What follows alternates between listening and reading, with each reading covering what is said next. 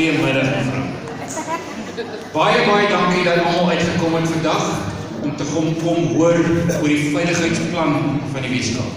Thank you very much for all being here to come and listen to our safety plan for this Western Cape government. And I want to say that it is really great to be here in Delft. I spoke to someone as I was walking in and I said it's been too long since I was in Delft. So it is good to be here. And thank you very much for all coming to listen. I really do appreciate it. I want to recognize my colleague, Minister Fritz, who in actual fact, much of what I'm going to talk about now is going to become his baby. But of course, all of our councillors, but more importantly, all of the neighborhood watchers, the police, the Metro Police, our stabilization unit officers, people who are involved day and night with making this community and this province and this city and this country safer. I want to thank every single one of you because safety is all of our problem, it is all of our business, and I'm speaking to the converted here because you are the committed already, and I really want to thank you for that. I really do appreciate it from the bottom of my heart. Thank you.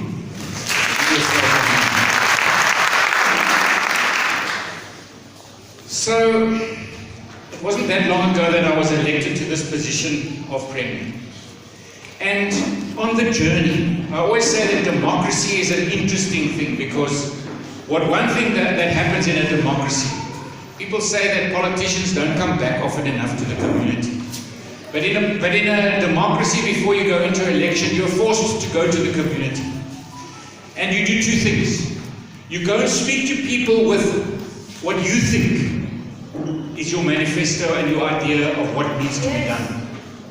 But when you walk the streets, when you speak to people, when you see what's happening on the ground, that manifesto changes. That manifesto and what you thought changes in your mind. And then, as they say, when you catch the bus, as I won't be bus van, but when you get voted in and in Parliament they elect you and I get elected as the Premier, I've now got two things. I've got a manifesto and I've got experience of walking the streets. Experience of spending time with you, the neighborhood watchers, in the middle of the night, where it's still mostly moms and grannies. Hulle stap die strate in die aande om het veilig te maak. And you pick up the issues because you listen, you hear. And when this government was formed, and I had to put the ministers in place, we had to decide what are those things that we're going to do. We've got a manifesto, we've got a budget, we've got departments, we have to do things. And up until now, for the last 10 years, my passion, my focus, everything that I wanted to drive has been about the economy and jobs. But there are things that are in the way of the economy and jobs. There are things that are in the way of producing that future Western Cape, that future city of Cape Town, that future South Africa, that future Delft. What we all dream for, what we all want to see. There are things that get in the way. It could be not enough electricity because we don't have enough power coming out of Eskom. It could be red tape involved in getting your business started. It could be an education problem where you've got too many children and too few classes and too few teachers. But when you think about all of these problems and what we as government had to put together, the thing that stood out for me is the most important thing. We can't fix those other things unless we can be safe. If society is not safe, then we can't go to school like normal. If society is not safe, we can't phone for an ambulance because it doesn't get there, or when it does get there, it gets wrong. It can't be. It cannot. That is not a normal society. When our kids walk to school and they have to step over a body on the way to school because there was a gang fight, and it's almost as if there's nothing wrong with it. That can't be. What is that doing to our children's minds when they live with that day and night? When they want to do their homework, they must be underneath the kitchen table because that's where it's safe to do your homework. That can't be. We have to change that. And so our government sat down and we said, safety is that thing. What are we going to do about safety? And we put this safety plan together. It is the biggest provincial safety plan ever put together in South Africa. It gets more money to this safety plan than any safety plan in any province in South Africa ever before. And it's difficult because you have to budget for these things, and in a province when policing or safety is not your core mandate, education is and health is. You have to take money from other things so that you can fund safety. But we made those tough choices because we have to fund safety so that we can get the other things to work. And that is why we are hard and fast, and that is why we put the safety plan in place, and we are working very hard to make this plan a reality day and night. And I don't have to talk to you about what it's like, because you feel it every single day, of what it's like to be under threat, to not to be safe, to have this pressure hanging over you all the time. And so in the province, and of course, this plan has to be a plan that it's not just a provincial plan. It has to be a provincial plan, a local government plan, and a national government plan. It can't work in isolation.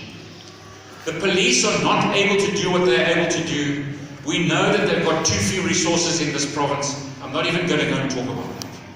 We said in the province, let's not worry about whether we blame or shame or whatever at a national level. Let's not worry about that. Let's say, what shall we do in this province? And so the first part of the plan, and you've got to create a balanced plan. Because you don't make things safe by just having police. The other side of the equation is almost more important than the policing. In actual fact, I'm not going to say almost, I'm going to say is more important than the policing. We have to get society, the whole of society, fixed. Our society is broken. Gender-based violence. The number of women that are raped and murdered in our society, that is not normal. Now, you can't fix that with policing, because that's got other implications and causes. We have to fix that with other things. And I'll tell you what we're going to do. So the first thing is we will put some input into policing. And you heard the minister say now, 6,000 boots, 3,000 safety officers. Like I saw as I arrived here today outside there, the safety officers that the city are putting in place, we're going to add 3,000 safety officers to the system.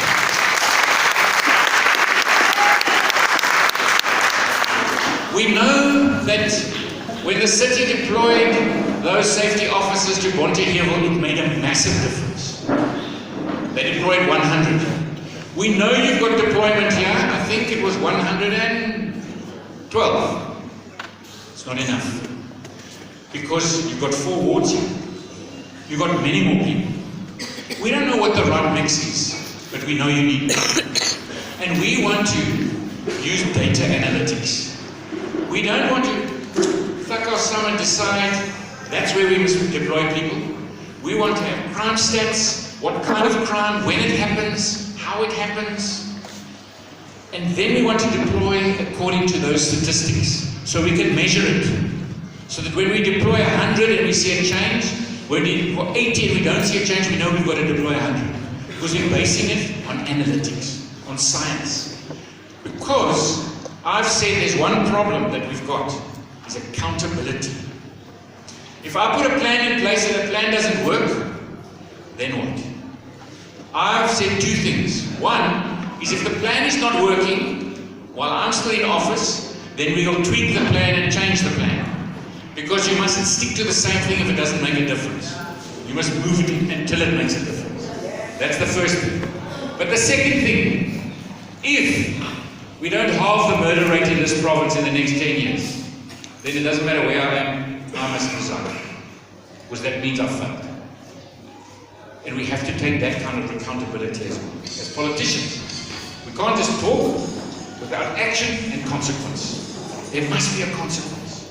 And we must be convicted. We must have the conviction to drive that plan so that we make a difference. Because we cannot have an unsafe society like we've got now. So 3,000. What we will also be adding to the 3,000 is 150 investigators. The investigators in our police system at the moment who are investigating crimes are overburdened. They have an average caseload of more than 200 cases per investigator. In the world, they say that for an effective investigator to be able to do their job properly, they should have around about 20 cases. Maximum 30 cases, not 200. If you've got 200, you can't do a proper job. And then if you can't do a proper job, there's no consequence. Just as a politician must have a consequence if your plan fails, there is no consequence for the criminal. Because they know they won't get arrested, or even if they do get arrested, they'll still get away with it. They get arrested today and they're on the street tomorrow. Uneasily. So we're going to put 150 investigators in place to support the police process so that we get proper investigations, that we can deal with those investigations so that the bad guys get put in jail. And the cases don't get thrown out of court. We need that side, which is also, and of course, we could do 100 other things in the policing space, but we've chosen those two things. Then, the real stuff, which is not the quick fix, and as I said, the stuff now that I'm going to talk about is going to be stuff that we must put in place now, so some premier in the future will be able to stand here in Delft and say, I made it safe here for you guys. It's fine, they can do that, because we need to put the plan in place now so that that can happen. We teach our children at school so that they can get a job one day, so that they can have a better life than we have. We need to put plans in place so that we know it's going to become safe. So when I talk about those plans, and first of all I must just say that the first part of the plan, the 3,000 and the 150, this minister, that's his job. Ek wou gesê het, hy gaan grys raak en het gaan uitval, dit is klaar grys en klaar uitgeval, maar dit is sy job en hy gaan 'n dag en nag dryf. He will drive this day and night. He's already busy, his team, with the MOU with the city, because the province can't have a police force. The city can. The city's got a metro police and security officer.